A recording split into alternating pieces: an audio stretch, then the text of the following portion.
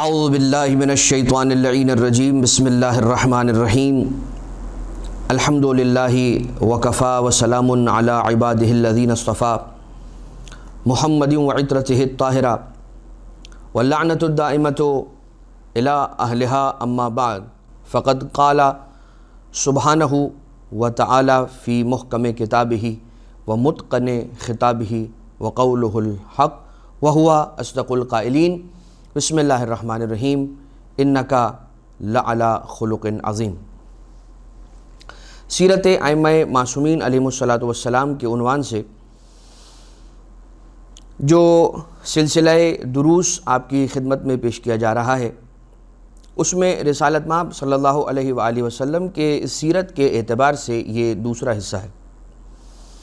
عزیزان محترم، پروردگار عالم نے حضور اکرم، حضور گرامی قدر، رحمت للعالمین، سرور دو جہاں، سرور کل جہاں کو تمام ہی انسانیت کے لیے ایک ایسا نمونہ عمل بنا کر بھیجا ہے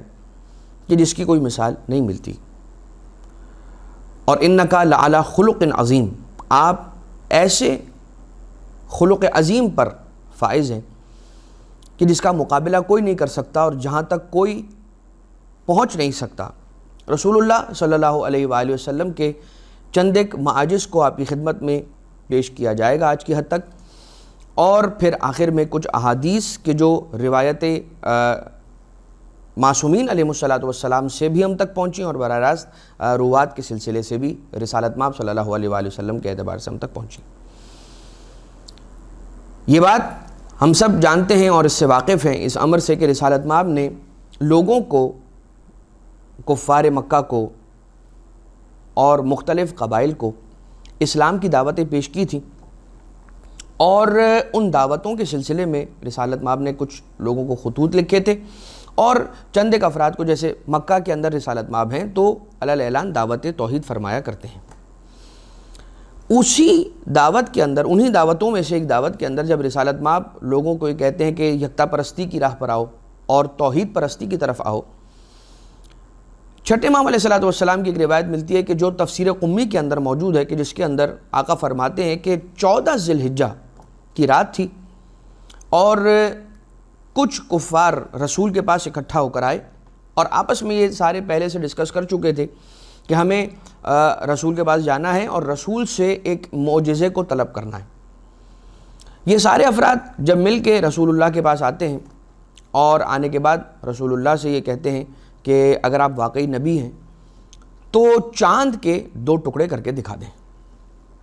رسالت مآب صلی اللہ علیہ وآلہ وسلم نے فرمایا کہ اگر میں یہ معجزہ کر کے دکھا دوں، یہ جو تمہارا مطالبہ ہے، اگر میں اسے پورا کر دوں تو ہوگا کیا، نتیجہ کیا آئے گا، کیا نکلے گا؟ یہ افراد جواب دیتے ہیں کہ ہمیں یقین ہو جائے گا کہ آپ نبی ہیں اور آپ جادوگر نہیں ہیں، جو ان کا بہت بڑا ایک دعویٰ تھا اور اعتراض تھا، اور رسول اللہ صلی اللہ علیہ وآلہ وسلم پر ایک تہمت تھی کفار مکہ کی جانب سے کہ یہ لوگ یہ کہا کرتے تھے کہ رسول نعوذ باللہ من ذالک جادوگر ہیں اور یہ نبی نعوذ باللہ من ذالک نہیں ہے۔ اچھا خیر، رسالت مآب نے انہی کی زبان سے پہلے سے کنفیس کروا لیا، یہ سمجھ لیجئے کہ کنفیس کروا لیا، یا یہ کہ ان سے پہلے پوچھ لیا، پہلے ہی سے پوچھ لیا کہ یہ بتا دو کہ اگر یہ جو تمہارا مطالبہ ہے اگر یہ پورا ہو گیا، یہ معجزہ تمہیں کر کے دکھلا دیا گیا، یعنی کہ چاند کے 2 ٹکڑے کر دیے گئے،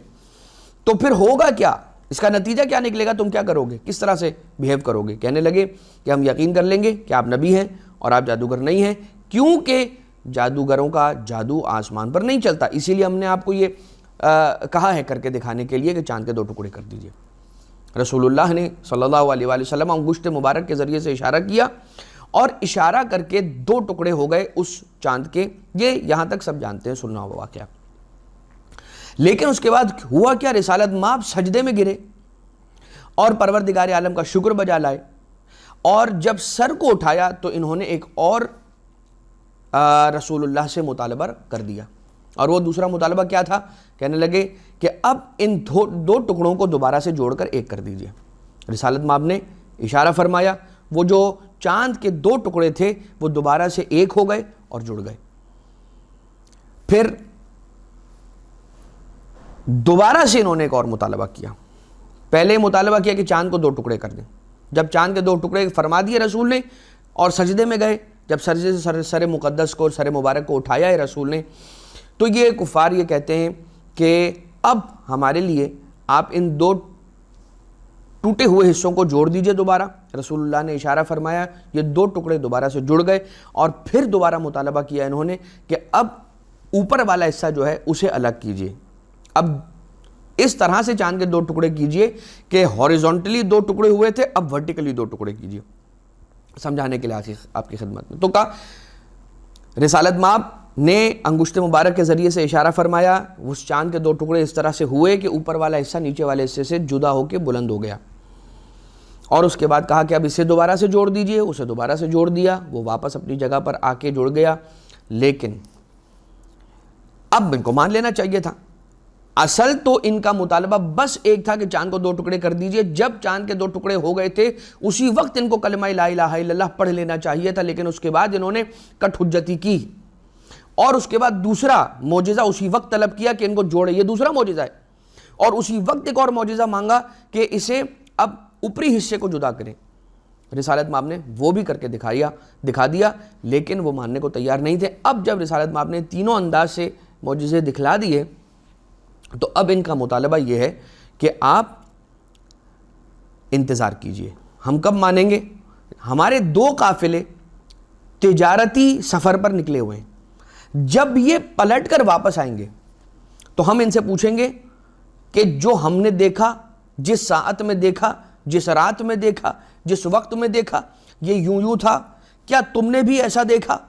اگر وہ کہیں گے کہ جو انہوں نے دیکھا وہ ہمارے جو ہم نے دیکھا تھا، جو آپ نے ہمیں معجزہ دکھلایا تھا اس کے بالکل برابر ہے،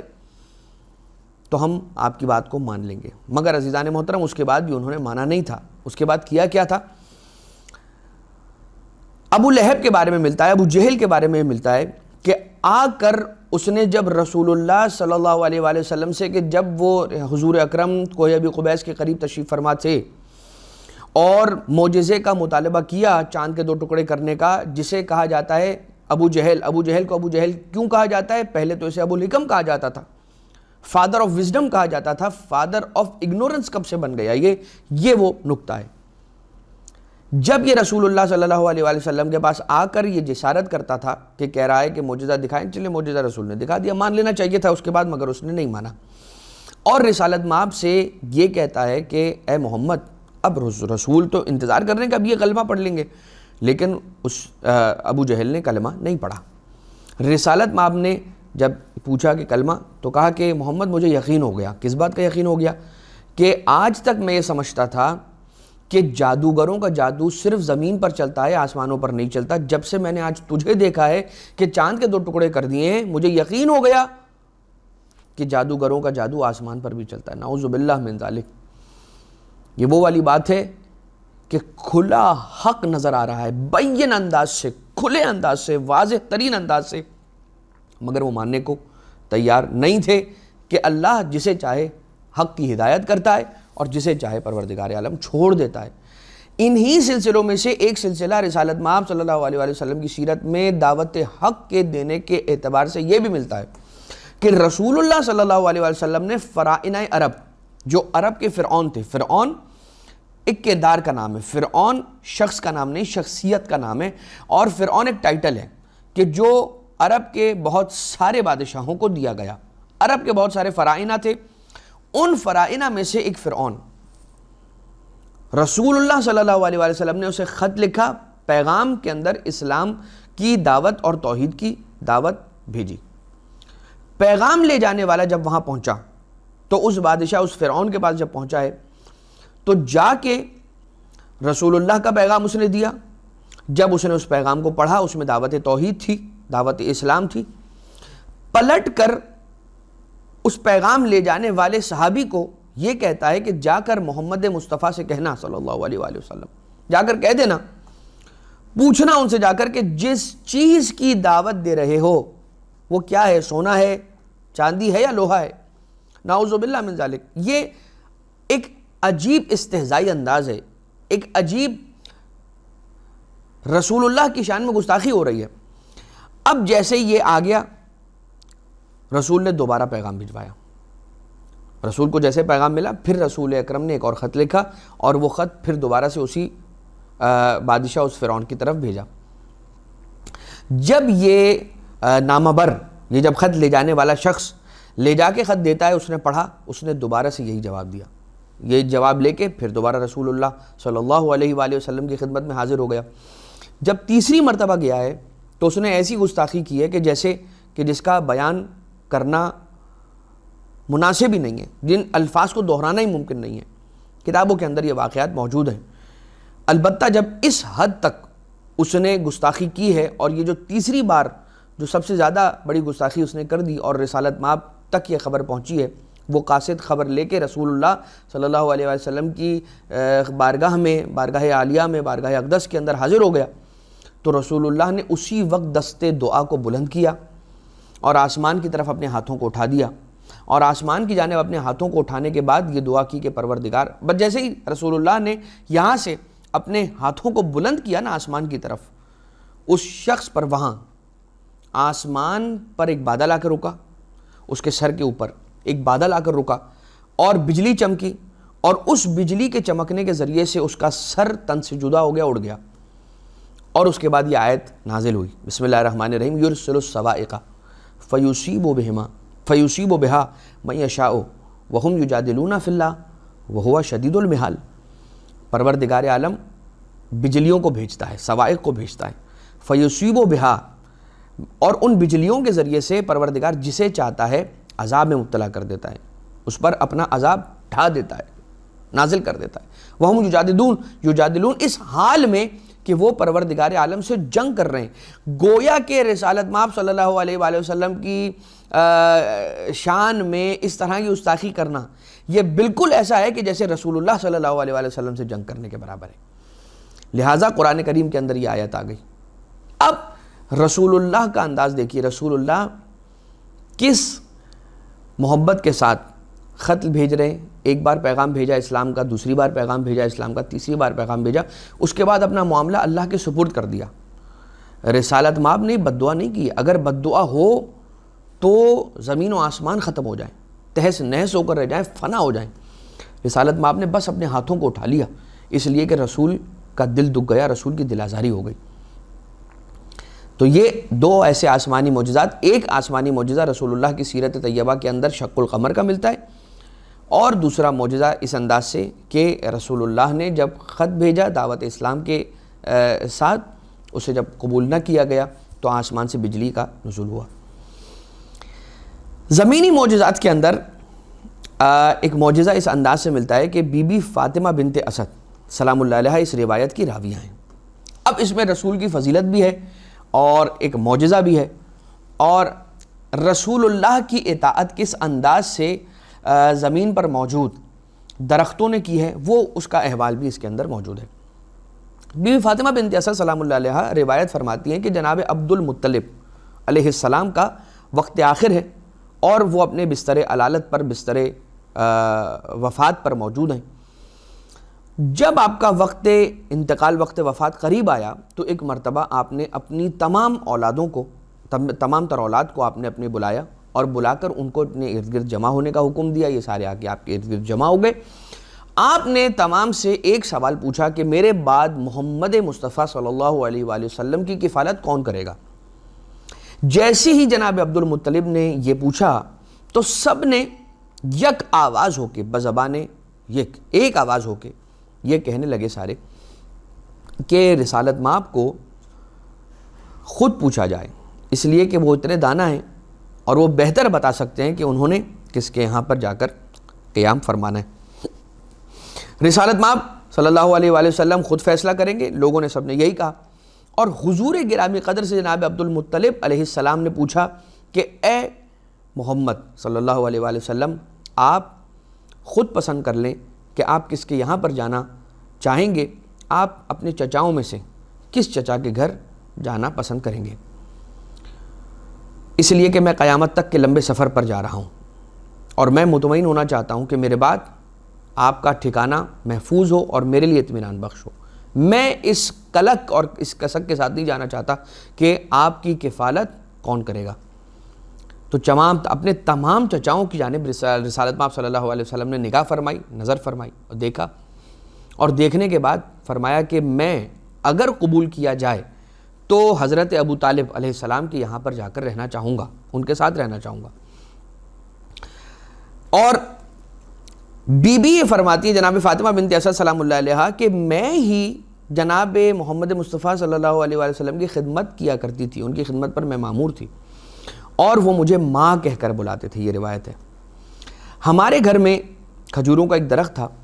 اور ایک باغیچہ تھا۔ بچے جب کھجوروں کے پکنے کا موسم آ جاتا تھا تو سارے کے سارے بچے جو تھے، چھوٹے چھوٹے بچے اس باغ میں آ جاتے تھے اور اس درخت کے ارد گرد جمع ہو جاتے تھے اور پتھروں کے ذریعے سے کھجوروں کو توڑتے تھے، ان کی ڈالیوں سے گراتے تھے، اور جیسے وہ کھجور ان کے ہاتھوں لگتے تھے بچے ایک ایک کھجور اٹھا کے چلے آتے تھے۔ اور کئی ایک مرتبہ ایسا ہوتا تھا کہ پکائی کھجوروں کے موسم میں ایک ایک کھجور پر بچے آپس میں ایک دوسرے سے چھینا جھپٹی کیا کرتے تھے۔ مگر بی بی فاطمہ بنت اسد سلام اللہ علیہا یہ فرماتی ہے کہ میں نے کبھی بھی محمد کو صلی اللہ علیہ وآلہ وسلم رسالت مآب کو کبھی بھی میں نے کھجوروں پہ لڑتا ہوا نہیں دیکھا۔ میں نے کبھی نہیں پایا کہ میں دیکھوں کہ محمد مصطفیٰ کسی سے کھجور چھین رہے ہوں یا اس چھینا جھپٹی کا حصہ بن رہے ہوں۔ یہی وجہ تھی کہ میں نے اپنی ذمہ داری کو محسوس کیا کہ کنیز کے ساتھ مل کر میں صبح کے وقت میں ہی ایک کٹورا لے لیا کرتی تھی، اور اس کٹورے کے اندر کھجوریں جتنی محمد مصطفیٰ صلی اللہ علیہ وسلم کی ضرورت کی ہوتی تھیں پہلے ہی اٹھ کر میں جمع کر لیتی تھی کہ بچے بیدار ہو کر آئیں اور وہ اٹھا کے ساری کھجوریں لے جائیں، اور محمد مصطفیٰ صلی اللہ علیہ وآلہ وسلم کے لیے کچھ نہ بچے،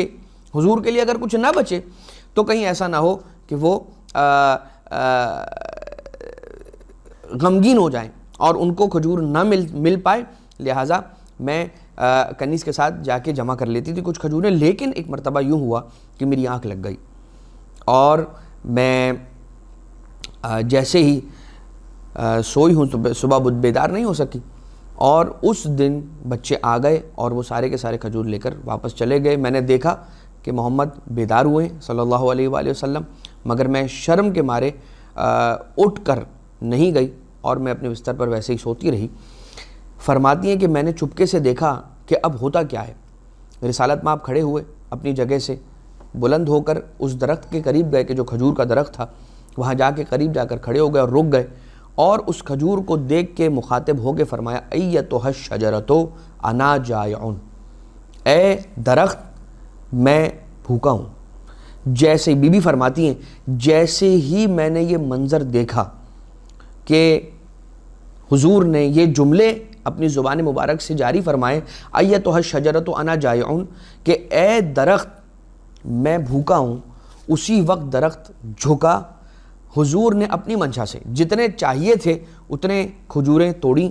اور اس کے بعد درخت دوبارہ سے اپنی جگہ پہ واپس پلٹ گیا۔ یہ منظر دیکھنے کے بعد میں انتظار کرتی رہی۔ روزانہ جب بھی حضرت ابو طالب علیہ السلام آتے تھے، بی بی فاطمہ بنت اسد سلام اللہ علیہا فرماتی ہیں کہ میں خود جا کے دروازہ نہیں کھولتی تھی، کنیز جایا کرتی تھی دروازہ کھولنے کے لیے۔ اس دن میں انتظار میں تھی، جیسے ہی حضرت ابو طالب کا دروازہ دستک ہوئی دروازے پہ، میں دوڑ کے گئی، اور جانے کے بعد میں نے دروازے کو کھول کے حضور جناب حضرت ابو طالب علیہ السلام اپنے شوہر نامدار سے سارا کا سارا واقعہ حکایت کیا اور انہیں بتایا کہ میں نے ایک ایسا معجزہ دیکھا ہے۔ اس وقت جناب ابو طالب علیہ السلام نے یہ جملے ارشاد فرمائے وَإِنَّهُ نَبِيٌّ وَسَلَسَةَ لِدِينَ وَزِيرُ آلِهِ بَعْدَ 30 سنہ، کہ حضرت ابو طالب علیہ السلام فرماتے ہیں کہ اے فاطمہ بنت اسد سلام اللہ علیہا، آپ کو پریشان ہونے کی ضرورت نہیں ہے، اس لیے کہ جان لیجئے کہ بے شک یہ نبی ہے، بغیر کسی شک و شبہ کہ یہ نبی ہے۔ اِنَّهُ نَبِيٌّ وَسَتَلِدِينَ وزیر آلہ، کہ آپ کے یہاں پہ عنقریب ایک وزیر کی ان کے وزیر، ان کی آل سے جو وزیر آنے والا ہے اس کی ولادت ہونے والی ہے، اور ان کی ولادت ہونے والی ہے 30 سال کے بعد۔ رسالت مآب صلی اللہ علیہ وآلہ وسلم کے وزیر کی ولادت آمد جناب فاطمہ بنت اسد سلام اللہ علیہا کے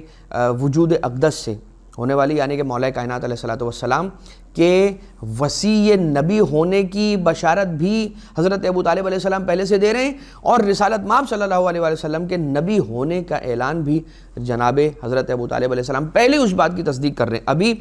کوئی فاران کی چوٹی سے قولوا لا الہ الا اللہ تفلحوا کی بات نہیں ہوئی ہے۔ ابھی حضور اکرم صلی اللہ علیہ وسلم اس کمسنی کے عالم میں ہیں کہ جب رسالت مآب حضرت ابو طالب علیہ السلام کے گھر پر تشریف فرمائیں اور آپ ان کی کفالت فرما رہے ہیں، تب سے حضرت ابو طالب علیہ السلام یہ فرما رہے ہیں کہ انہو نبیون، لہٰذا وہ ابو طالب علیہ السلام کہ جو رسول کی نبوت سے بہت پہلے سے یہ بات جانتے ہوں کہ یہ نبی ہے، اس شخص کی فضیلت کا کیا عالم ہوگا حضور اکرم کی نبوت کو پہلے سے جاننے والے حضرت ابو طالب علیہ السلام۔ خیر، تو یہ ایک رسول کے زمینی معاجز میں سے ایک معجزہ ہو گیا کہ بی فاطمہ بنت اسد نے خود دیکھا کہ درخت جھک کر اور رسول کی خدمت میں اپنی ڈالیوں پر لگی ہوئی کھجوروں کو پیش کر رہا ہے۔ ایک روایت اور ملتی ہے اعمالی شیخ طوسی کے اندر رحمۃ اللہ علیہ کہ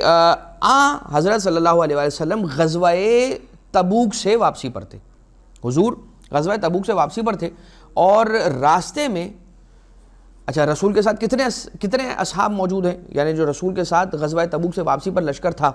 وہ کتنے افراد پر مشتمل تھا؟ 25,000 کا لشکر رسول کے ساتھ تھا۔ راستے میں ایک پہاڑ کی چوٹی سے پانی بہہ رہا تھا، اور اس بہتے ہوئے پانی کو اصحاب نے بھی دیکھا، رسول نے بھی دیکھا، اور صحابہ کرام میں سے کچھ آئے اور آنے کے بعد رسول سے صلی اللہ علیہ وآلہ وسلم رسول اللہ سے آ کر سوال کیا کہ یا رسول اللہ یہ بتائیے کہ یہ پہاڑ سے جو پانی جاری ہو رہا ہے یہ کیسے پہاڑ کی چوٹی سے پانی جاری ہو سکتا ہے؟ حضور نے فرمایا یہ جان لو کہ یہ پانی نہیں بلکہ آنسو ہیں۔ جب رسول نے فرمایا کہ یہ آنسو ہیں اور پانی نہیں ہے تو اصحاب ایک مرتبہ پلٹ کر رسول سے پھر پوچھتے ہیں کہ یا رسول اللہ یہ بتائیے کہ کیا پہاڑ بھی آنسو بہاتے ہیں؟ حضور نے فرمایا کہ رک جاؤ، ابھی پتہ چل جائے گا، ابھی پتہ کر لیتے ہیں، خود چلتے ہیں وہاں۔ اور رسول صلی اللہ علیہ وسلم اس پہاڑ کے قریب آئے، آنے کے بعد اس پہاڑ کے قریب رکے اور آپ نے یہ ارشاد فرمایا ایھا الجبل لما بکاؤک، اے پہاڑ تیرا رونا کیسا ہے، تیرے رونے کی وجہ کیا ہے، تیرے بکا کا سبب کیا ہے؟ حضور فرمانے رسول اللہ نے جب یہ فرمایا ہے تو ایک مرتبہ اس پہاڑ سے فصیح عربی کے اندر یہ جواب آیا کہ اے حبیب خدا، ایک دن حضرت عیسیٰ علیہ السلام میرے قریب سے گزرے تھے اور وہ اپنے حواریوں سے، یعنی کہ رسول اللہ کے اصحاب کو صحابی کہا جاتا ہے اور حضرت عیسیٰ علیہ السلام کے اصحاب کو حواری کہا جاتا ہے، گزر رہے تھے اور وہ اپنے حواریوں سے یہ ارشاد فرماتے ہیں کہ جہنم کا ایندھن جانتے ہو کیا بنے گا؟ جہنم کا ایندھن انسان اور پتھر بنیں گے۔ بس حضرت عیسیٰ علیہ السلام اپنے حواریوں سے جملہ کہہ رہے تھے، میں نے جملہ سنا اور حضور بس میں یہ سوچنے لگا کہ کہیں وہ ایندھن کہ جو جہنم کی آگ کو جلانے کے لیے بنے گا پتھر، وہ پتھر کہیں میں نہ بن جاؤں۔ اسی سوچ کے بعد سے مجھ پر یہ گریے کا عالم طاری ہوا ہے اور آج تک میں رو رہا ہوں۔ بس رسالت مآب صلی اللہ علیہ وآلہ وسلم نے ایک مرتبہ اس پہاڑ کی طرف خطاب کر کے یہ ارشاد فرمایا کہ اے جبل یا ایھا الجبل، اے پہاڑ تجھے رونے کی ضرورت نہیں ہے، اس لیے کہ تو ان پتھروں میں سے نہیں ہے کہ جسے جہنم کا ایندھن بنایا جائے گا، جہنم کی آگ کا ایندھن بنایا جائے گا، تو ان پتھروں میں سے نہیں ہے، بلکہ وہ پتھر کے جو جہنم کی آگ کا ایندھن بننے والے ہیں یہ وہ پتھر ہوں گے کہ جو آتش فشاں پتھر ہیں، جو آتش فشاں پتھر ہیں، یعنی کہ وہ پتھر کہ جو لاوا اور والکینو جہاں سے نکلتا ہے، وہ والے جو پتھر آتش فشاں جو آگ بھڑکانے والے جو پتھر ہوتے ہیں وہ پتھر جہنم کا ایک ایندھن بنیں گے، تو اس پتھر کا ایسا نہیں ہے۔ اور اس کے بعد اصحاب نے دیکھا رسالت مآب صلی اللہ علیہ وسلم کے اس جملے کے بعد وہ پانی جو جاری تھا پہاڑ کی چوٹی سے وہ بہنا رک گیا اور وہ بند ہو گیا۔ ذرا دیکھیے کہ رسول اللہ کے علم نبوت کو، رسول اللہ کے علم غیب کا اس بات سے اندازہ لگائیے کہ رسول اللہ صلی اللہ علیہ وآلہ وسلم وہ جو قرآن کریم کے آیت ہے نا فَاسْأَلْ بِهِ خَبِيرًا، جو تم نہیں جانتے، جس بارے میں تم علم نہیں رکھتے ہو، تو پھر کن سے سوال کرو؟ ان لوگوں سے سوال کرو کہ جو خبر رکھنے والے لوگ ہیں۔ حضور وہ ہیں کہ جن کے سامنے ازل سے ابد تک کی ساری تاریخ موجود ہے، جو ما کان و ما یکون، جو ہو چکا ہے اور جو ہونے والا ہے وہ سب رسول اللہ صلی اللہ علیہ وآلہ وسلم کے بالکل سامنے ہے۔ لہٰذا در در کی ٹھوکریں کھانے کے بجائے رسول کے در پر آ جاؤ، جو تمہارا سوال ہوگا اس کا جواب رسول کے در سے مل جائے گا، کہیں جانے کی رسول کے در کو چھوڑ کے ضرورت نہیں ہے، اس لیے کہ وہ ہر سوال کے جس کا جواب دنیا کے بڑے بڑے علماء نہیں دے پاتے، ان کا جواب رسول اللہ صلی اللہ علیہ وآلہ وسلم کی ذات والا صفات اور ذات اقدس سے ملتا ہے، اور آپ کے وسیع یعنی کہ اللہ کے ولی حضرت علی علیہ السلام کی بارگاہ سے بھی علوم اور سوالات کے جوابات ملتے ہیں۔ رسول کی سیرت طیبہ سے آپ نے کچھ ایک معاجز کو سماعت فرمایا، اور دو واقعات جو کتاب الخرائج والجرائح کے اندر موجود ہیں، لکھے ہوئے، ایک روایت نقل کی ہے جناب ابو حمزہ سے نقل ہوئی ہے، اور دوسری ایک روایت ہے وہ بھی اسی کتاب الخرائج والجرائح سے، جو مختصر میں آپ کی خدمت میں عرض کر دیتا ہوں، اور اس کے بعد براہ راست ہم ان احادیث کی جانب آ جاتے ہیں کہ جن احادیث کو رسالت مآب صلی اللہ علیہ وآلہ وسلم نے اپنے بندوں کی ہدایت کے لیے ارشاد فرمایا تھا۔ مولا کائنات علیہ السلام سے کچھ حدیثیں، کچھ نصیحتیں جو ہیں وہ رسول نے حضرت ابو ذر علیہ السلام کو فرمائی تھیں، کچھ وصیتیں رسول اللہ صلی اللہ علیہ وآلہ وسلم نے مولا کائنات علیہ السلام سے ارشاد فرمائی تھیں، ایک خطبہ تھا رسول اللہ صلی اللہ علیہ وآلہ وسلم کا کہ جو وقت آخر رسالت مآب کو کچھ افراد تھام کے لے کر گئے تھے، اور رسول پر اتنی کمزوری طاری ہو چکی تھی اور اتنے لاغر اور نحیف ہو چکے تھے رسول کہ دو افراد مل کے رسالت مآب صلی اللہ علیہ وسلم کو لے کر گئے تھے، اس ممبر پر پہنچایا تھا، اور وہاں سے رسول نے خطبہ ارشاد فرمایا تھا۔ لیکن اس سے قبل دو واقعات مختصر آپ کی خدمت میں عرض کر دیا جائیں احیاء اموات کے اعتبار سے۔ زمینی معاجز کو آپ نے سماعت فرمایا، آسمانی معاجز کو آپ نے سماعت فرمایا۔ احیاء اموات کے اعتبار سے دو واقعات سن لیجئے۔ مردوں کو زندہ کرنا اور مردوں کو جلانے کے اعتبار سے دو واقعات الخرائج والجرائح کی نامی کتاب کے اندر ملتے ہیں کہ ابو حمزہ سے یہ نقل ہوا ہے کہ حضور صلی اللہ علیہ وآلہ وسلم ارشاد فرماتے ہیں کہ ایک دن رسول نے فرمایا کہ آج مجھے گوشت کھانے کی خواہش ہے، میرا جی چاہ رہا ہے کہ گوشت کھایا جائے۔ تو ایک انصاری ہے، مدینہ منورہ کے اندر ایک انصاری شخص ہے، وہ اپنے گھر گیا اور گھر آ کر اپنی زوجہ سے کہا کہ دیکھو آج حضور نے یہ فرمایا ہے کہ مجھے گوشت کھانے کا دل ہوا ہے، اور میں جانتا ہوں اور تم بھی جانتی ہو اس بات کو کہ ہمارے پاس صرف ایک بکری ہے اور اسی کے دودھ سے ہمارا گزارا ہوتا ہے، اور وہی ہمارے گزر بسر کا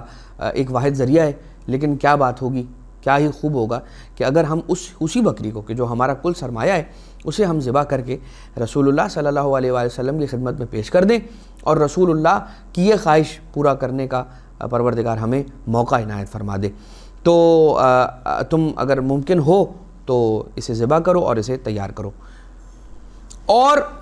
بیوی نے خوش نصیب بیوی کہ جو رسول اللہ صلی اللہ علیہ وسلم کے لیے اس وقت اس گوسفند کو، اس بکرے کو تیار کرتی ہے، اس بکری کو تیار کرتی ہے، ذبح کر کے جو گوشت دیا گیا اس کو، اسی بکری کو ذبح کر دیا اس شخص نے، اور اس کا گوشت جو ہے وہ لا کے بیوی کو دیا، اس نے تیار کیا، اسے پکایا، اور اس کے بعد رسول اللہ صلی اللہ علیہ وآلہ وسلم نے آپ نے صلی اللہ علیہ وآلہ وسلم اپنی اہل بیت کو بھی کھلایا، اور اس انصاری کو بھی رسول نے اس کا گوشت کھلایا، کچھ گھر کے لیے دیا اس کے۔ اور پھر حضور اکرم صلی اللہ علیہ وآلہ وسلم نے فرمایا، یہ حکم دیا کہ کوئی بھی شخص جو اس کے گوشت سے استفادہ کر رہا ہے اس کی ہڈیوں کو نہ توڑے۔ رسالت مآب نے کیا فرمایا کہ گوشت سارا کا سارا کھا لینا، بس اس کی ہڈیاں چھوڑ دینا، ہڈیاں نہ توڑنا۔ اور اس کے بعد رسول نے اور اہل بیت نے اور انصاری نے اور اس کے گھر والے جب کھا لیا سب نے، جب سب کھا چکے تو حضور نے حکم دیا کہ جاؤ اور اس کا چمڑا کہاں ہے، جو اس کی کھال تھی، اس کی کھال کہاں ہے؟ کہا کہ یا رسول اللہ وہ تو گھر پر موجود ہے، میرے پاس پڑی ہوئی ہے گھر پہ۔ رسول نے کہا جاؤ اور اس کی کھال جا کر لے کر آؤ۔ وہ گھر گیا، اس نے اپنی زوجہ سے پوچھا کھال کہاں رکھی ہوئی ہے، اس نے جگہ کی رہنمائی کی، اس نے کھال کو لیا، رسول اکرم کی خدمت میں واپس آیا، اور حضور گرامی قدر نے اس کھال کو بچھا کر اس کی ساری ہڈیاں، اس بکری کی جتنی ہڈیاں تھیں کھا لینے کے بعد، بھوننے کے پکانے کے بعد جب سب نے کھا لیا، اور اس کو رسول اللہ نے ایک اس کی کھال تھی، اس کی کھال کو بچھا کر ہڈیوں کو اس پر رکھا اور کھال کو بند کر کے، اور رسول نے اس کی خدمت میں پیش کیا، اور یہ کہتے جاتے ہیں رسول کہ تیری بکری تجھے مبارک کرے پروردگار عالم۔ اور جو ہی اس نے اپنا ہاتھ اس چمڑے کو لگایا ہے، اس نے جیسے اس چمڑے پر اپنا ہاتھ رکھا، وہ بکری اٹھ کر کھڑی ہوئی اور یہاں وہاں دوڑنے لگی۔ یہ رسول کے معاجز میں سے ایک معجزہ تھا کہ حضور اکرم صلی اللہ علیہ وآلہ وسلم نے اس انداز سے اس بکری سے استفادہ کر لینے کے بعد، کھا لینے کے بعد، ایسے اسے چمڑی کے اندر اس کی ہڈیوں کو رکھا اور اس کو جمع کر کے اس کی سپرد کیا اور کہا کہ تجھے اللہ تیری بکری مبارک کرے۔ جیسے اس نے ہاتھ لگایا تو وہ بکری زندہ ہو گئی اور اٹھ کر کھڑی ہو گئی اور یہاں وہاں دوڑنے لگی۔ صلی اللہ علیہ یا رسول اللہ، صلی اللہ علیہ یا نبی اللہ، سلام علیہ یا رحمت للعالمین۔ یہ رسول کے معاجز میں سے ایک اور معجزہ۔ ایک اور معجزہ اور جو روایت وہی کتاب کی جس کا بھی ذکر ہوا اس کے اندر ملتی ہے، اور یہ واقعہ بھی ایک انصاری کا واقعہ ہے، لیکن اذان محترم یہ پھر ونس اگین دعوت رسول ہے، مگر رسول کی ایک ایسی دعوت کہ جس سے مشابہ دعوت ایک اور، جیسے جب آپ یہ واقعہ اور یہ روایت سماعت فرمائیں گے تو فوراً سے وہ مشابہ روایت آپ کے ذہنوں کے اندر حاضر ہو جائے گی۔ کیا ہوا تھا؟ ایک انصاری نے حضور کی دعوت کا ارادہ کیا، گھر پہ اپنی زوجہ سے کہا کہ جو ہمارے پاس بکریوں کا ریوڑ ہے اس میں سے ایک بکری کو ذبح کر کے میں تمہیں گوشت دے رہا ہوں، گوشت کو 2 حصوں میں تقسیم کر دو، آدھا گوشت جو ہے وہ اس کو بھون لینا اور آدھے گوشت کا کچھ پکا لینا، اور جب تک تم پکاؤ گی تب تک میں حضور کے پاس مسجد جاؤں گا، نماز پڑھوں گا ان کے پیچھے، اور جب نماز ختم ہو جائے گی تو میں رسول کو گھر کھانے کی دعوت دوں گا، اپنے گھر پہ لے کر آ کے کھانے کی دعوت دوں گا۔ بس وہ یہ کہہ کر اپنی زوجہ کو گیا ہے گھر سے، مسجد جب پہنچا تو اس نے نماز پڑھی، نماز کے بعد رسول اللہ صلی اللہ علیہ وسلم کی خدمت میں آیا اور آنے کے بعد حضور سے کہتا ہے کہ یا رسول اللہ اگر آپ میری دعوت قبول کریں تو میں چاہتا ہوں کہ آپ کو اپنے گھر لے جاؤں، اپنے دسترخوان پر بٹھاؤں، اور میں چاہتا ہوں کہ آپ کے قدم مبارک میرے گھر میں آئیں اور آپ میرے گھر کھانا کھائیں۔ رسول اللہ نے بالکل اس کی حامی بھری، مگر وہاں جب گھر کے اندر یہ افراد موجود ہیں، یعنی زوجہ موجود ہے، اس کے بچے موجود ہیں، وہ کھیل رہے تھے۔ جب یہ باپ گیا ہے رسول کے پاس تو بچوں نے وہ منظر دیکھا تھا کہ باپ ذبح کر رہا تھا بکری کو، ایک بکری کو اس نے ذبح کیا، یہ منظر بچوں نے اپنی آنکھوں سے دیکھا تھا۔ جب باپ گھر سے گیا، زوجہ یعنی اس کی بیوی، اس شخص کی بیوی رسول کے لیے کھانا پکانے کے اندر مصروف اور مشغول ہو گئی۔ جیسے ہی وہ مصروف ہوئی کھانا پکانے میں رسول اللہ صلی اللہ علیہ وسلم کے لیے، تو بچے آپس میں کھیل کھیلنے لگے، ایسا کھیل کھیلا کہ اس نے ایک بڑے بھائی نے چھوٹے بھائی کے ساتھ یہ کھیل کھیلنا شروع کیا کہ ہاتھوں میں خنجر لے لیا اور اس خنجر کے ذریعے سے کہتا ہے کہ آؤ جیسے بابا نے آج صبح میں بکری کو ذبح کیا تھا ویسے میں تمہیں ذبح کرنا چاہتا ہوں، اور یہ کہہ کر وہ خنجر اس نے اپنے چھوٹے بھائی کے گلے پہ رکھ دیا اور دیکھتے ہی دیکھتے وہ خنجر چلا دیا۔ ماں نے یہ منظر دیکھا اور ماں دوڑ کر گئی اور بڑے بیٹے کو پکڑ کر اس کا تعاقب کرنا چاہتی تھی، اسے اپنی تحویل میں لینا چاہتی تھی کہ وہ بچہ دوڑ کر چھت پر گیا۔ چھوٹا بچہ اس طرح سے ذبح کر دیا گیا، ہو گیا وہ ذبح، انتقال کر گیا، اور دوسرا یعنی چھوٹا بھائی تو چھوٹا بیٹا تو وہیں مر گیا، دوسرا جو بڑا بیٹا تھا وہ دوڑا چھت پر گیا، اور جب وہ چھت پر پہنچا تو دیکھا اس نے، گھبرا گیا کہ ماں مجھے آ رہی ہے پکڑنے کے لیے، وہ مزید دوڑ کر چھت کے کونے پر پہنچا، اس کا پاؤں پھسلا، وہ وہاں سے زمین پر گرا، گر کے وہ بھی مر گیا۔ وہاں سے اس کی دونوں اولادیں وہیں پر عین اس موقع کے اوپر انتقال کر گئیں، مر گئیں۔ زوجہ نے دونوں بچوں کو لے کر ایک کمرے کے اندر، حجرے کے اندر بند کر دیا، چھپا دیا کہ اگر میرے شوہر کو پتہ چلے گا تو وہ غمگین ہو جائیں گے، اور اگر وہ غمگین ہو گئے تو ہمارے گھر رسالت مآب دعوت پر آ رہے ہیں، یہ کیسے ہو سکتا ہے کہ ہم رسول کی دعوت کریں اور ہم سب افسردہ ہوں، رسول خوش ہوں اور ہم افسردہ ہوں؟ تو ہم رسول کو افسردہ نہیں دیکھنا چاہتے، لہٰذا انہوں نے اپنے مرے ہوئے دونوں اولادوں کو اپنے حجرے کے اندر، کمرے کے اندر چھپا دیا۔ یہ شوہر گھر آیا، دسترخوان بچھایا، رسول کو بٹھایا اور رسول سے التجا کی کہ یا رسول اللہ کھانا شروع فرمائیں۔ رسول نے کہا کہ تمہاری اولادیں، تمہارے بیٹے کہاں ہیں؟ ایک مرتبہ اس نے کہا کہ یا رسول اللہ میں دیکھتا ہوں کہ میرے بیٹے کہاں ہیں، پتہ کرنے کے لیے زوجہ کے پاس آیا، بیوی سے آ کر جب پوچھتا ہے کہ بتاؤ کہ بیٹے کہاں ہیں دونوں، تو بیوی کہتی ہے کہ وہ دونوں اب اس دنیا میں نہیں رہے، اور سارا واقعہ اس نے یہ کہہ کے بتا دیا۔ شوہر نے رسول اللہ صلی اللہ علیہ وآلہ وسلم کو افسردہ نہ کرنے کی نیت سے ایک مرتبہ جا کے حضور اکرم صلی اللہ علیہ وآلہ وسلم سے یہی عرض کیا کہ یا رسول اللہ شاید وہ بچے کھیلنے کے لیے گئے ہوں گے، آپ ان کا انتظار نہ فرمائیں اور آپ شروع کیجئے۔ رسول نے کہا کہ جب تک تیرے بیٹے نہیں آ جاتے تب تک میں ایک لقمہ بھی نہیں کھاؤں گا. اور یہ سننا تھا کہ ایک مرتبہ رونا شروع کر دیتا ہے اور رو کے ساری کی ساری روداد رسول اللہ صلی اللہ علیہ وآلہ وسلم کو سنا دیتا ہے. جیسے ہی اس نے روداد رسول اللہ کو سنائی ہے تو ایک مرتبہ حضور گرامی قدر صلی اللہ علیہ وآلہ وسلم کہتے ہیں کہ تیرے بیٹے کہاں ہیں, مجھے وہاں لے چل. رسول اللہ اس کے دونوں بیٹوں کے پاس آئے, اپنے دونوں دستے مبارک اس نے اس شخص کے دونوں بیٹوں پر رکھے. جیسے ہی بچوں پر ہاتھ پھیرائے رسول نے, وہ دونوں اٹھ کر زندہ کھڑے ہو گئے اور رسول اللہ صلی اللہ علیہ وآلہ وسلم کے قدموں میں گر گئے. صلی اللہ علیہ یا رسول اللہ, صلی اللہ علیہ یا نبی اللہ, السلام علیکم ورحمۃ اللہ وبرکاتہ. حضور اکرم صلی اللہ علیہ وآلہ وسلم کا یہ معجزہ. لیکن عزیزان محترم, گھر والے رسول کو خوش کرنے کا انتظام کرتے رہے اور حضور بھی ان کی مصیبت سے غافل نہ رہے. یہ بات یاد رکھیے کہ ہم کتنی ہی بڑی مصیبت کے اندر گرفتار ہو جائیں, پروردگار ہم سب کو مصائب سے, پریشانیوں سے, آلام سے, کرب سے محفوظ رکھے. لیکن عزیزان محترم, یہ بات کبھی اپنے ذہن سے محو نہ ہونے دیں کہ ہمارا نبی, ہمارے ائمہ اطہار علیہ السلام ہم سے ایک لحظے کے لیے بھی غافل ہوتے ہوں. نہیں, کبھی بھی ایسا نہیں ہوتا, کبھی بھی ایسا نہیں. وہ ہمیشہ اپنے چاہنے ماننے والوں کے, اپنے عاشقوں کے, اپنے محبین کے, اپنے موالیوں کے احوال اور ان کی پریشانیوں اور ان کے حالات سے واقف ہیں. بس عزیزان محترم, یہ تو واقعہ وہ تھا کہ جو حضور اکرم صلی اللہ علیہ وآلہ وسلم کے ساتھ مدینہ میں پیش آیا. بالکل اسی طریقے کا ایک واقعہ کہ جس میں دو بیٹے نہیں, ایک بیٹا چھت سے گر کے مرا تھا اور وہ بیٹا حر تھا کہ جسے پروردگار عالم نے ایک نئی زندگی, جناب حبیب تھے جسے پروردگار عالم نے ایک نئی زندگی عطا کی تھی, جناب حبیب ابن مظاہر اسدی. اسی طرح کا ایک واقعہ ہے یہ. لیکن عزیزان محترم, ان چند ایک واقعات اور ان چند ایک معاجز کے بعد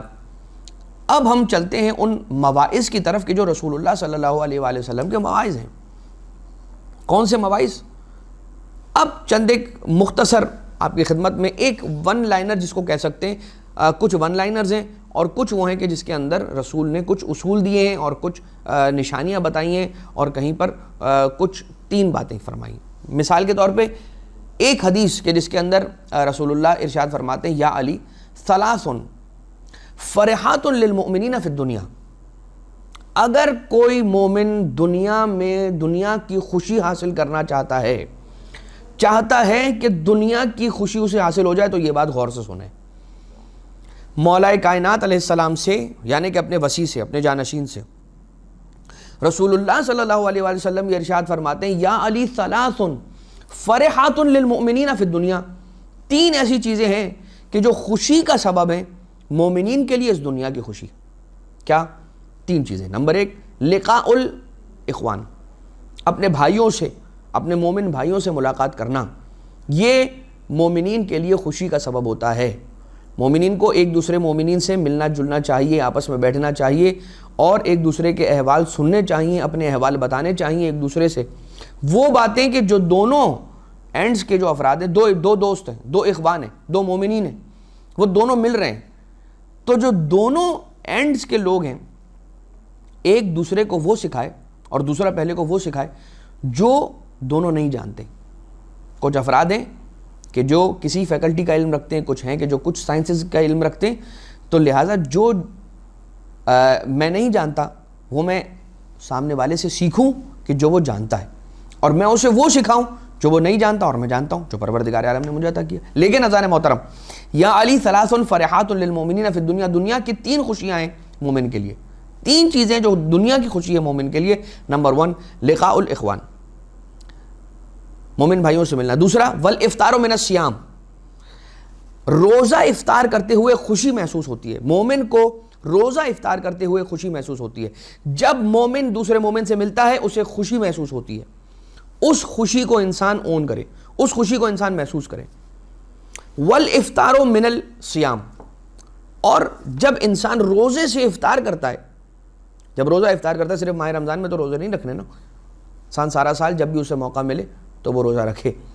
اور اس انداز سے کہ اگر انسان کسی مہینے کے ابتدا میں, وسط میں,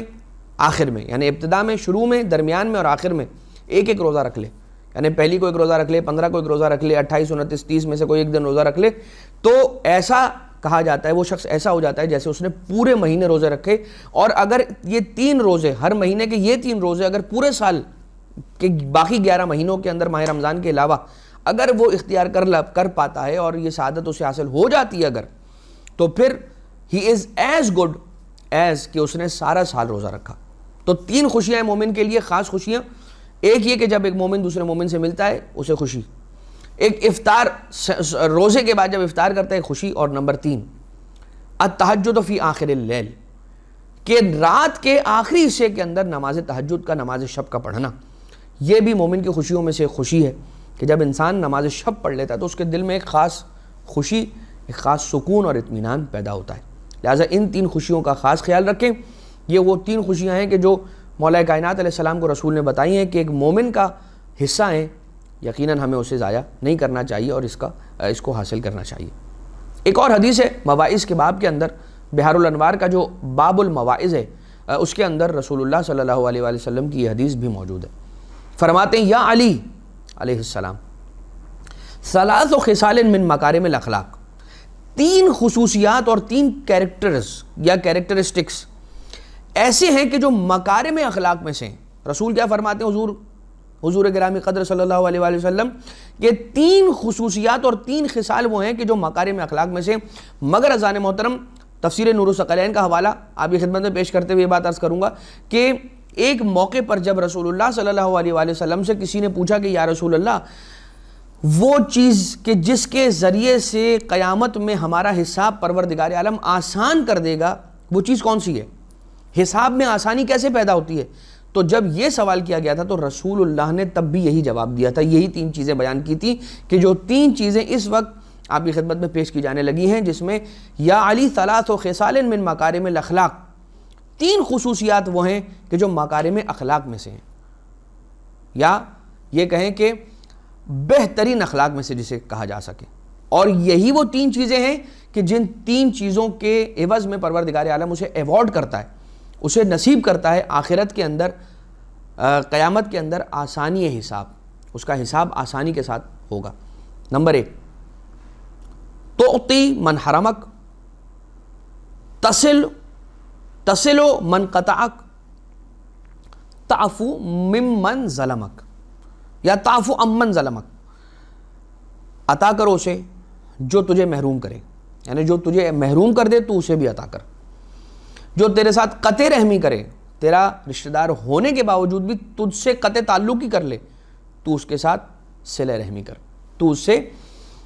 تعلق جوڑ لے، جو تجھ سے تعلق کو توڑ لے تو اس سے بھی تعلق جوڑ لے، جو تجھے محروم کر دے تو اسے بھی عطا کر، جو تجھ سے تعلق توڑ دے تو اس سے بھی جوڑ لے۔ وَتَعْفُو عَمَّنْ ظَلَمَكَ، اور جس نے تجھ پر ظلم کر دیا اس کو جس حد تک تو معاف کر سکتا ہے معاف کر دے، یا جس نے تیرے ساتھ کوئی برائی کی اس کو درگزر کر دے اور اسے معاف کر دے۔ یہ 3 چیزیں رسالت مآب صلی اللہ علیہ وسلم فرماتے ہیں مولا کائنات سے اگر کسی نے اختیار کر لی تو ان 3 چیزوں کے ذریعے سے اس کا حساب پروردگار عالم قیامت کے میدان میں آسان فرما دے گا۔ اس کے علاوہ ایک اور حدیث، اور وہ حدیث کیا ہے؟ اگر کوئی شخص اپنے ذاکرہ، اپنے میموری کے اندر اپنی قوت حافظہ کو بڑھانا چاہتا ہے تو کیا کرنا چاہیے؟ رسالت مآب صلی اللہ علیہ وآلہ وسلم نے مولا کائنات علیہ السلام کو 3 چیزیں تعلیم فرمائیں۔ ثلاثۃ یزدن فی الحفظ ویذہبن السقم، کہ بیماریوں کو دور کرتی ہے اور قوت حافظہ کو بڑھا دیتی ہے۔ نمبر 1 اللبان۔ لبان کیا؟ لبان کہا جاتا ہے وائٹ کلر کی، ٹرانسلوسنٹ ٹائپ کی سالڈ چیز ہوتی ہے، لیکن وہ چوئنگم کی طرح سے ہوتی ہے اگر آپ اسے چبائیں، جسے ہم گندر کہتے ہیں، کندر فارسی زبان کے اندر اسے کندر کہا جاتا ہے، وائٹ کلر کی ہوتی ہے۔ لبان ذرا سا ہارڈ مٹیریل ہوتا ہے، لیکن جب آپ اسے دانتوں سے دبائیں گے اور اسے چیو کرنا شروع کر دیں گے تو وہ چوئنگم کی طرح سے، ربڑ کی طرح سے بن جائے گی۔ تو نمبر 1 لبان، اس کے ذریعے سے، اس کے استعمال کے ذریعے سے کیا ہوتا ہے؟ انسان کے حافظے کے اندر اضافہ ہوتا ہے۔ نمبر 2 والسواک، مسواک کرنے کے ذریعے سے حافظے میں اضافہ ہوتا ہے۔ وقراءۃ القرآن، اور سب سے بہترین چیز کہ جس کے ذریعے سے حافظے کے اندر انسان کے اضافہ ہوتا ہے وہ ہے قرآن کریم کی تلاوت، قراءۃ القرآن۔ لہٰذا یہ 3 چیزیں ہو گئی۔ اب رسالت مآب دو اور باتیں، اور اس کے بعد پھر ہمارا یہ سلسلہ جو رسول اللہ صلی اللہ علیہ وسلم کی سیرت کے اعتبار سے ہے وہ اپنے اختتام کو پہنچے گا۔ بس آخر میں دو جملے رسول کی اس خطبے سے آپ کی خدمت میں عرض کر دیں گے، اور اس سے قبل یہ کہ یا علی علیہ السلام من خاف الناس لسانہ، من خاف الناس لسانہ، ہاں کہ جو انسان، یعنی اگر کسی شخص سے اس لیے کوئی خوف زدہ ہے کہ اس کی زبان سے اسے نقصان پہنچ جائے گا، یا علی، اے میرے علی، من خاف الناس لسانہ، جس کی زبان سے انسان ڈرتے ہیں، فہو من اہل النار، وہ یاد رکھ لے کہ وہ اہل جہنم میں سے قرار پائے گا۔ جس کی زبان سے لوگ ڈریں، لوگ بات کرتے ہوئے ڈریں کہ ہم اس سے بات کریں گے اور اپنی زبان سے ہمیں اذیت دے دے گا، پروردگار اسے اہل جہنم میں سے قرار دے گا۔ اور ایک اور حدیث آخری کہ جس کے اندر فرماتے ہیں کہ یا علی شر الناس من اکرمہ الناس اتقاء شر، بدترین انسان وہ ہے کہ لوگ جس کے ساتھ اس لیے نیکی کریں کہ لوگ اس کے شر سے ڈرتے ہیں۔ ہم دیکھتے ہیں ہماری سوسائٹی کے اندر کچھ ایسے افراد ہیں کہ جن سے لوگ ڈرتے ہیں، اور ان سے ڈر کی وجہ سے لوگ ان کے ساتھ اچھے رہتے ہیں، اچھا بیہیویئر رکھتے ہیں۔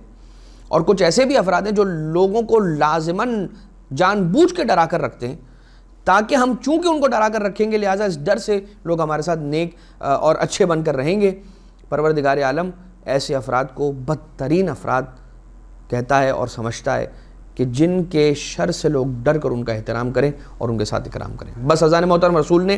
اپنے آخری خطبے کے اندر یہ ارشاد فرمایا کہ علی ابن ابی طالب علیہ السلام سے کبھی غافل نہ ہونا۔ یہ ایک ایسی نعمت ہے کہ جس نعمت کا سوال ہوگا، جو اس سے روگردانی کرے گا اس کا دین باقی نہیں رہے گا۔ رسول اللہ صلی اللہ علیہ وسلم اپنی اہل بیت اطہار علیہ السلام کے بارے میں بھی اس میں تاکید فرماتے ہیں اور کہتے ہیں کہ میں تمہارے درمیان دو چیزوں کو چھوڑے جا رہا ہوں، قرآن اور میری اہل بیت۔ اور قرآن ہدایت کرنے والا ہے، مگر صرف اکیلا یہ ہدایت نہیں کرے گا بلکہ قرآن کو بھی ایک ایسا چاہیے کہ جو اس قرآن کی لوگوں کو ہدایت کر کے سنائے اور لوگوں کو قرآن کی طرف جو ہدایت کر کے لے کر آئے، قرآن کی تفسیر یعنی کہ کیا ہے اور تعویل کیا ہے وہ بتائے، یعنی کہ اہل بیت اطہار۔ لہٰذا قرآن کو اہل بیت سے جدا نہ کرنا۔ اور رسول اللہ نے مولا کائنات علیہ السلام سے اپنی آخری وصیتوں کے اندر وہ ساری کی ساری امانتیں وقت آخر رسول اللہ صلی اللہ علیہ وسلم نے مولا کائنات علیہ السلام کے سپرد کی تھیں، جس کے اندر حضرت سلیمان کی انگوٹھی بھی تھی، جس کے اندر وہ کرتا بھی تھا کہ جو حضرت یوسف علیہ السلام کا کرتا تھا، حضرت موسیٰ کا عصا تھا، حضرت ابراہیم کی ابا اور ان کی نالینیں تھیں، اور بعض ایک انبیاء ما سلف کی امامہ تھا، رسول کی خود کی سواری، رسول کا امامہ، رسول کے کمر کا پٹکا، اور رسول کے ایک گلوبند تھا، اور یہ ساری کی ساری امانتیں رسول اللہ صلی اللہ علیہ وسلم نے مولا کائنات علیہ السلام کے سپرد کی تھیں۔ یہ بھی اس بات کی دلیل ہے کہ رسول کے بعد رسول کا جانشین فقط و فقط مولا کائنات علیہ السلام تھے۔ اس دعا کے ساتھ کہ پروردگار ہمیں ائمہ معصومین علیہ السلام کی سیرت پر عمل پیرا ہونے کی توفیق عنایت فرمائے، اور ہمیں یہ نیک توفیق دے کہ ہم اہل بیت اطہار علیہ السلام کی زندگیوں سے درس لیتے ہوئے اس درس پر اپنی زندگیوں کو ڈھال لیں۔ وما علینا الا البلاغ المبین، وآخر الدعوانا ان الحمد للہ رب العالمین۔